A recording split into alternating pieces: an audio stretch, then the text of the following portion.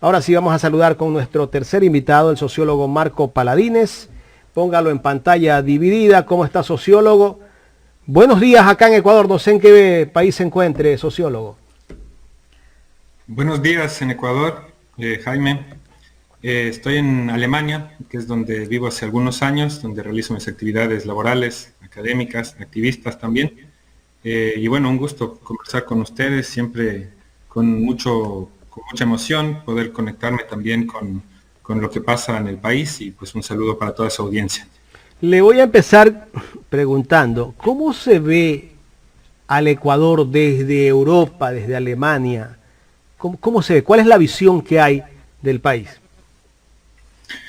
Bueno, en lo más general es que se tiene la visión de un país con unos paisajes impresionantes, con una diversidad climática y de lugares muy rica, muy diversa, pero además, y eso es un tema que se vuelve muy notorio estando acá, la visión que se tiene es la de un país donde existen diferentes sociedades y donde existen grupos indígenas, grupos, digamos, indoamericanos, que tienen conocimientos sobre las relaciones con la naturaleza que son diferentes, que son alternativos a lo que es el modelo más depredador, digamos, del capitalismo, ¿no? Entonces, eso tiene algo bueno y algo malo, ¿no? Lo bueno es que dan a conocer al país y que reflejan una diversidad, lo malo es que se tiende a veces también a una especie de folclorización, ¿no?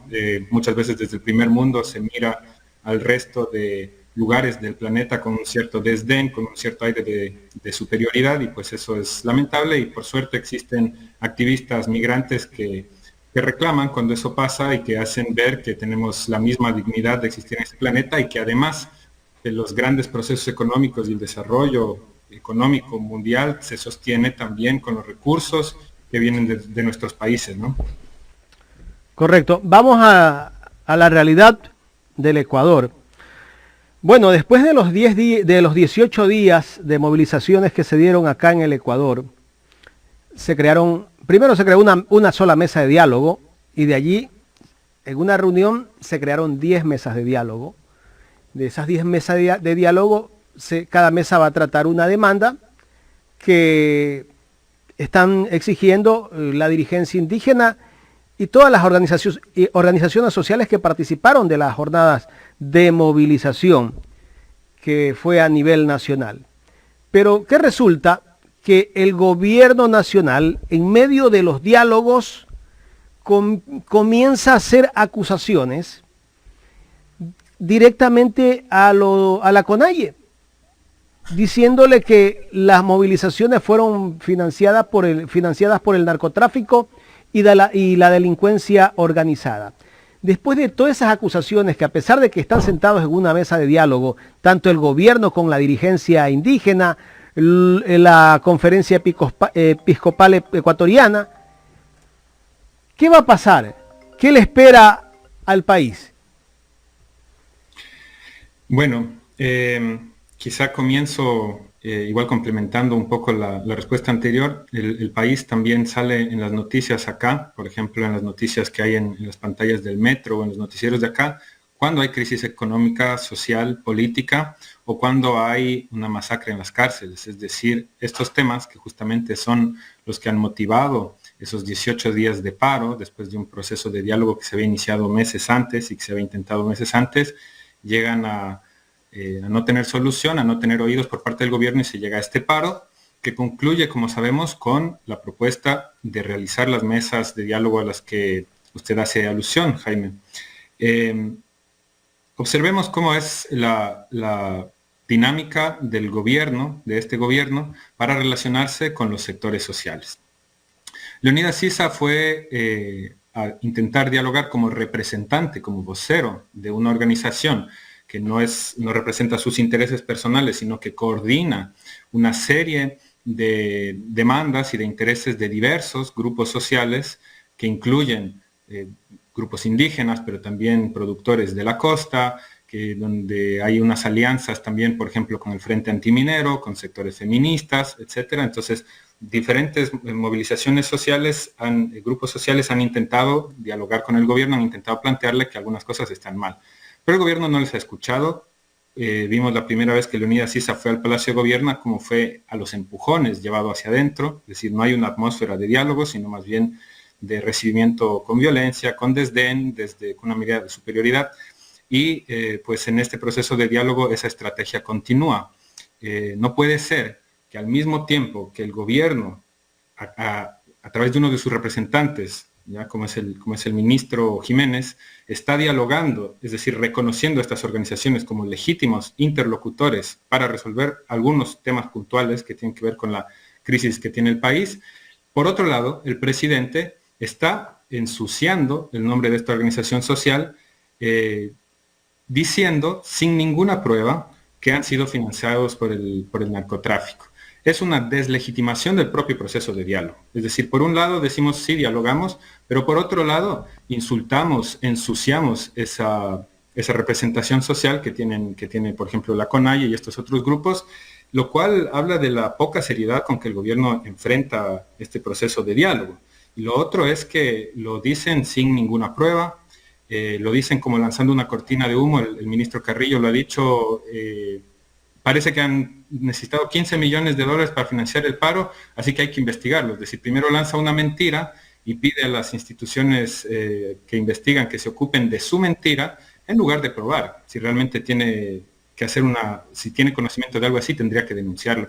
Pero simplemente se trata de una parte más del proceso de estigmatización de la protesta social, porque el gobierno de Guillermo Lasso es impopular por sus medidas económicas y lo que busca es deslegitimar a la protesta social, mintiendo, haciendo acusaciones falsas que en el imaginario popular puedan vincularse con algo negativo, como es, por ejemplo, el narcotráfico. Eso evidentemente torpedea el proceso de diálogo, pero además vemos que es un gobierno que no tiene una conformación unitaria, organizada, cohesionada, pues tanto el ministro Carrillo, por ejemplo, desmiente o desdice lo que dice el presidente lanza acusaciones, mientras el otro ministro, el ministro Jiménez, intenta dialogar. O sea, hay una desarticulación dentro del gobierno que afecta obviamente este proceso de diálogo. Correcto. Ahora, el gobierno por todos lados se busca cucos, ¿no? Si no es Leonidas Issa, pues es Correa, también lo acusa Correa, que es el director de la orquesta donde intentan desestabilizar su gobierno y que desde donde se encuentra, él está tramando un plan para intentar derrocar su gobierno. Pero yo creo que el gobierno tiene su estrategia, ¿no? Y no solo lo hace desde el gobierno, sino también esto se confabula a través de la parte mediática, donde los medios de comunicación también toman un rol importante para hacer creer que ese mensaje que dice el gobierno es real. Uh-huh. En ese sentido, yo invito a que hagamos un análisis de cuáles son las bases sobre las que se sostiene el gobierno. Un gobierno legítimo, cuando obtiene su legitimidad desde unas elecciones, por ejemplo, cuando es elegido democráticamente, realiza acciones para cumplir su plan de campaña, para cumplirlo con lo que prometió. Este gobierno primero perdió legitimidad porque no ha cumplido con sus promesas, como es evidente en el sector de la salud, en el sector de la infraestructura, en el sector de la educación. Bueno, se puede discutir eso con lo que ha pasado ahora. Ustedes tuvieron una entrevista recién sobre ese tema. Pero el gobierno ha ido perdiendo su legitimidad. Entonces, ¿cómo se sostiene un gobierno que no es legítimo? Esa es la pregunta que nos podemos hacer. En primer lugar, los gobiernos para sostenerse cuentan con una base social, es decir, un grupo de la sociedad que está de acuerdo con las ideas que el gobierno lleva adelante, con la forma en que el gobierno implementa sus planes. Por otro lado, está la estrategia de comunicación. Un gobierno debe saber comunicar qué es lo que quiere hacer, cómo lo quiere hacer y justificarlo frente a la población, ¿verdad? Ese es el segundo elemento. Y el tercer elemento que es una definición más clásica del gobierno como cabeza del Estado, es que el Estado tiene el monopolio de la violencia, es decir, la policía y las Fuerzas Armadas son las encargadas de mantener un cierto nivel de orden. Observemos cómo se dan estos elementos en el caso actual de Guillermo Lasso. Su base social quedó muy claro durante el paro. Es un sector de la población que adopta un discurso racista, que adopta un discurso excluyente, que quiere un país sin quienes hacen parte del país, parte fundamental del país, porque están en la base del sistema alimentario, por ejemplo, en la base del comercio, etcétera. Entonces es una base social la que sostiene el gobierno, que tiene tintes, digamos, fascistoides. Lo vimos todo el mundo cuando celebraban a la policía después de que la policía había reprimido y asesinado a personas en el contexto del paro. Es decir, estaban celebrando, haciendo una oda a la brutalidad policial. En segundo lugar, la estrategia de comunicación del gobierno se basa en dos frentes. El un lado es la pauta, la prensa, gran prensa, digamos, el gran negocio mediático, detrás del cual están, como sabemos, sectores financieros, bancarios, etcétera, que se dedican a crear mentiras, a estigmatizar a los rivales políticos, a elaborar las mentiras que usted ha señalado, siempre buscando un chivo expiatorio para justificar las falencias del propio gobierno, y por otro lado, con el financiamiento. Lastima a las sociedades donde no existe justicia van perdiendo la esencia de su ser, digamos, las sociedades donde no existe responsabilidades por los actos de abusos del poder, son sociedades que se sienten completamente desprotegidas frente a lo que puede pasar. Marco, a pesar de que no se logró la destitución del presidente de la República en la Asamblea, esta Asamblea también es una piedra en el zapato para el presidente de la República, porque bueno, como ya sabemos, pues está dividida, desacreditada y con muchos problemas internos, ¿no? Por esa lucha y por ese conflicto de poderes. ¿Qué lectura le podemos dar a la Asamblea? ¿Realmente la Asamblea es importante o no para el presidente Lasso? Hola Carla, es un gusto igual compartir este espacio. La Asamblea, esta Asamblea en particular, ha perdido una oportunidad histórica. Esta Asamblea se conformó en su gran mayoría con partidos que dicen ser de izquierda, del centro hacia la izquierda.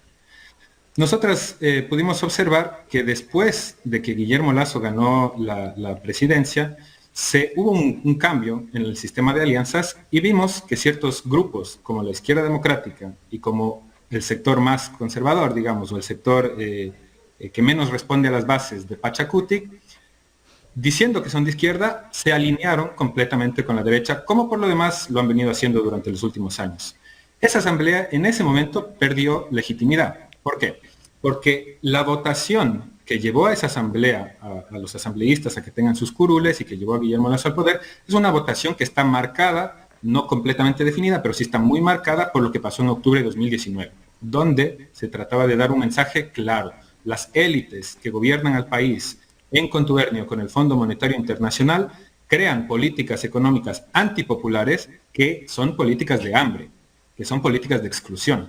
Esas políticas no las quería el país. Por eso el país votó por, digamos, tener una asamblea del centro hacia la izquierda. Pero esa misma asamblea se encargó de perder su propia legitimidad, incluso el grupo de la Revolución Ciudadana, que votó en algunos casos, por ejemplo en el caso de la ley tributaria, muy cerca del banquero Guillermo Lasso. Entonces esa asamblea perdió legitimidad. Sin embargo, intentó el proceso de la muerte cruzada, instalar el proceso de la muerte cruzada, y no se lo logró. Me parece que estuvo bien que la Asamblea intente eso, y yo en eso creo que hay que hacer una autocrítica, digamos, en los sectores políticos ecuatorianos, tanto en la revocatoria del mandato que ha iniciado la coordinadora por la revocatoria, como en el proceso de la Asamblea que intentó hacer una destitución. Siempre hay la misma crítica, que no lo hacen bien, que no lo hacen a tiempo. Siempre hay mucha gente que estando afuera, que sin participar, dice cómo se debería hacer, cómo habrían hecho ellos, pero no lo hacen. Marco, pero UNE fue muy criticado porque la gente manifiesta que sabiendo que no tenía los votos para la destitución del presidente lo propuso y se perdió esa oportunidad, que de pronto este no era el momento, pero más adelante sí. La pregunta entonces sería, ¿por qué más adelante habría sido el momento? Si son los mismos elementos que configuran la Asamblea. Además, ese proceso se llevó a cabo en un momento en el cual existía una gran presión social. Es decir, si acaso existía un momento para que asambleístas, siendo de una tendencia u otra, consideren la situación, la crisis social, la grave conmoción que estaba pasando el país, como un momento de restablecer la confianza en la democracia, el momento donde más oportunidades habían para que ocurra esto, era el momento de las protestas. No hay ninguna razón para pensar que de aquí en adelante quizás lo hubieran podido activar. Yo sinceramente no creo que la asamblea sea el espacio hoy en día legítimo para superar la crisis política en la que vivimos. Y muestra de eso es que se han dado procesos de crítica al poder, procesos de crítica a este gobierno, que son procesos extraparlamentarios, ¿ya? Eso no les hace no democráticos, son procesos democráticos amparados en la Constitución. Existe un legítimo derecho para la protesta social, y por el lado de digamos, me estoy refiriendo al paro, ¿no?, que ha sido una crítica directa de los ciudadanos a pie, de los ciudadanos más golpeados del país, a pie, que han dicho al gobierno: nos estamos muriendo de hambre, necesitamos atención en los hospitales, necesitamos carreteras, educación, etcétera.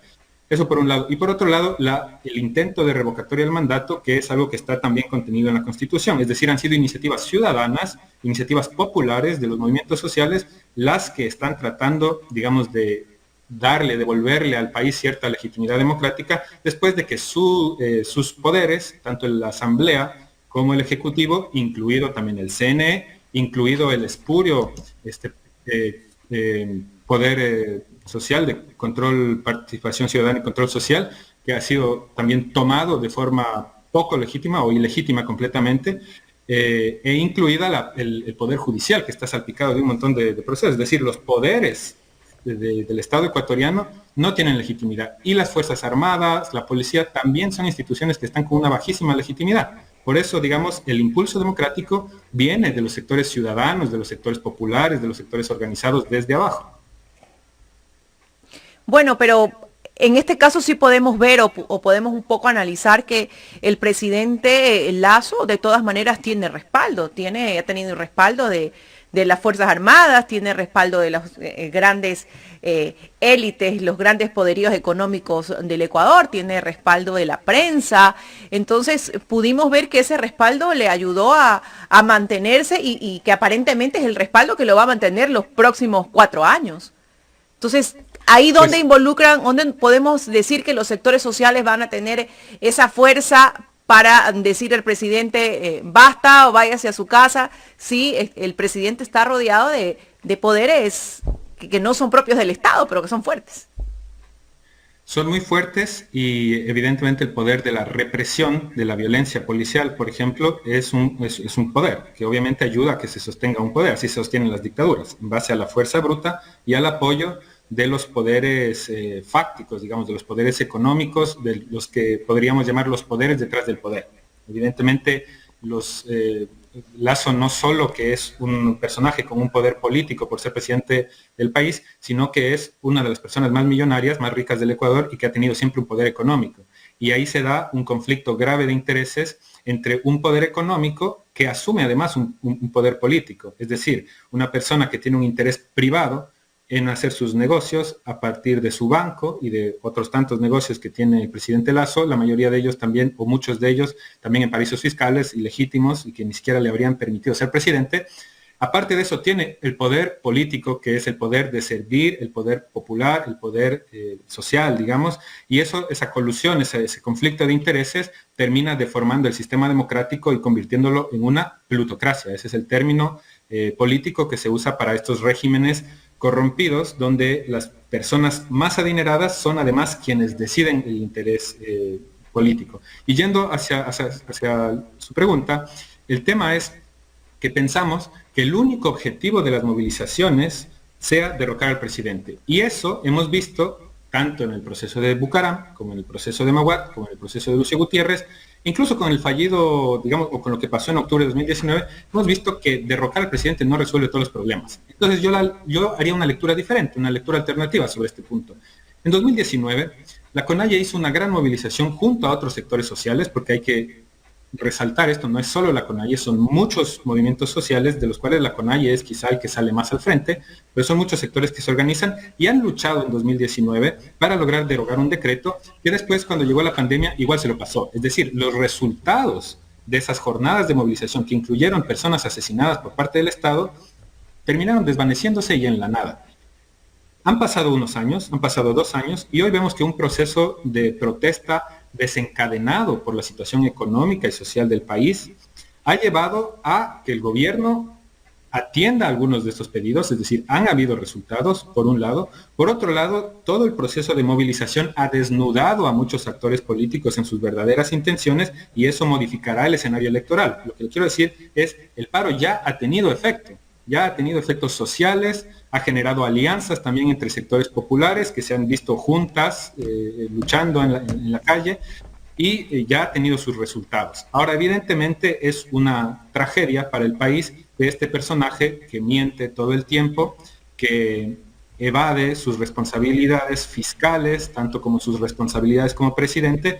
Es una tragedia para el país que siga gobernando. Entonces hay que insistir en los mecanismos constitucionales que existen para, digamos, restablecer la dignidad del país. Porque este personaje, a través de sus mentiras y a través de lo que, como se dice comúnmente, de vernos la cara todo el tiempo, lo que está haciendo es afectando ya incluso nuestra dignidad como país, sin contar todo el desastre económico que está causando y social, porque se están desestructurando familias. Recordemos que en el Ecuador está comenzando un proceso de migración que no es, que es tan fuerte como, o que, digamos, después de la crisis bancaria del 99, está teniendo dimensiones importantes, ¿no? Por ejemplo, en la provincia de Chimborazo. Entonces, esto está destruyendo el tejido social, este gobierno está destruyendo las familias, ¿verdad? Y por esa razón sería interesante poder seguir pensando en formas de criticar o de obligar al poder a que reformule sus estrategias o a que salga del poder. Por ejemplo, presionando en los mecanismos de control. Pero como usted señala, vivimos en un estado de democracia secuestrada o democracia restringida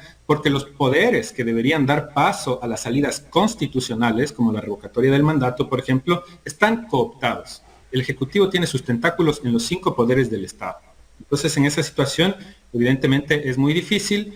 Eso implica paciencia y hay que estar atentos a lo que vaya a pasar con las mesas de diálogo, porque la CONAIE y los otros sectores sociales, especialmente la FENOCIN y la FEINE, han dicho con claridad y cuentan con el respaldo de los otros movimientos sociales que de no darse resultados, vamos a volver a un proceso de conflictividad social. Correcto, Marco, quiero agradecerle por haber aceptado este diálogo aquí en Ecuador en Directo. Muchísimas gracias. Muchas gracias, Jaime. Un saludo, muchas gracias, Carla, también. Un saludo para toda la audiencia. Gracias al sociólogo Marco Paladines, analista político, aquí en el programa Los Especialistas de Ecuador en Directo.